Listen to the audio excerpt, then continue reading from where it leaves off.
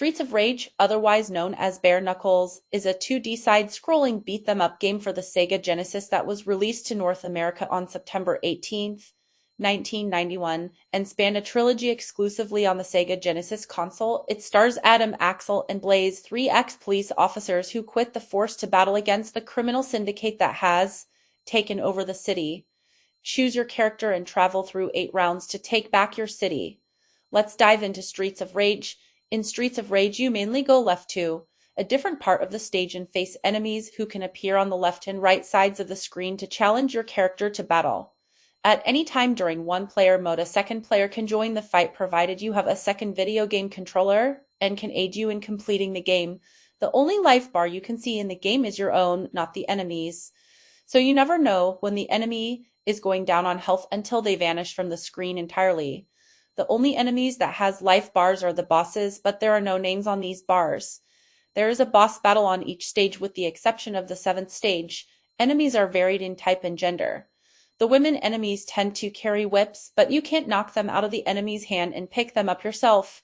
You can pick up other weapons in each stage like a knife, a bottle, or a drain pipe.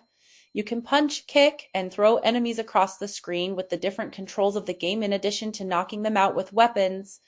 Weapons can deal more damage, but are sometimes few and far between.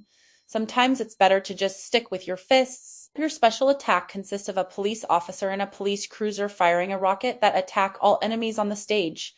This mainly come in handy during boss battles as it can really drain their health than just your normal attacks.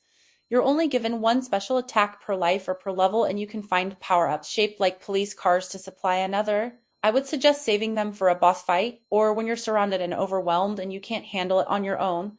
Multiplayer is a bit easier since you have a helper assisting you in the various battles throughout each stage, and it's fun to have a second player on your journey with you. This was before online gaming, so the second player was someone who actually came to your house and played the game with you. The good old days.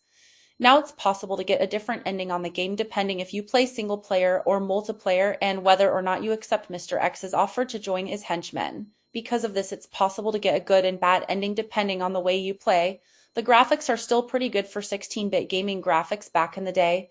The hit detection is well done, and there is enough variety in the sound effects when punches are hit that make you feel the impact. The soundtrack is also very well done and puts you in the mood to play. This was back in the day where Sega could do no wrong, and they really did what Nintendo didn't. At the end of the day, it's no wonder why Streets of Rage was a popular video game series from Sega in the early 1990s and still stands the test of time today as one of the best beat-them-up titles, easily surpassing Double Dragon and Battletoads on Nintendo systems. I can say nothing further except get it.